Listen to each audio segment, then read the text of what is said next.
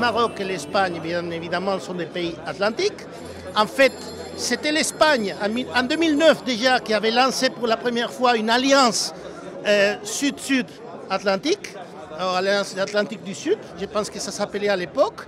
Et sans doute, l'Espagne en tant qu'un des grands pays de l'Union européenne, le Maroc en tant qu'un des grands pays de l'Union africaine, ont un rôle très important à jouer pour impulser cette nouvelle agenda atlantique, je dirais, et pour aboutir à une meilleure relation entre l'Afrique et l'Europe en général, mais aussi dans l'espace atlantique avec l'Amérique latine. Ce qui se passe maintenant, c'est que l'Europe établit ses propres relations avec l'Amérique latine complètement à l'écart des relations avec l'Afrique et avec une offre même différente.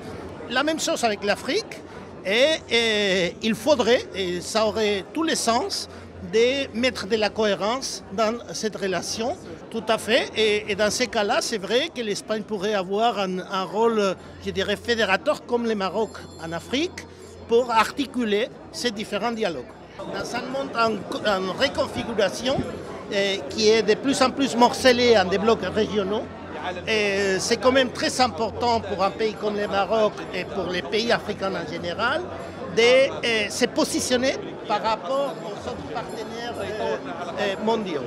Dans ce sens, le dialogue atlantique et la coopération atlantique peut jouer un rôle important pour faciliter une meilleure coopération entre du pays du Sud comme le Maroc ou des autres pays africains avec le Brésil, avec le Mexique, avec la Colombie, avec l'Argentine.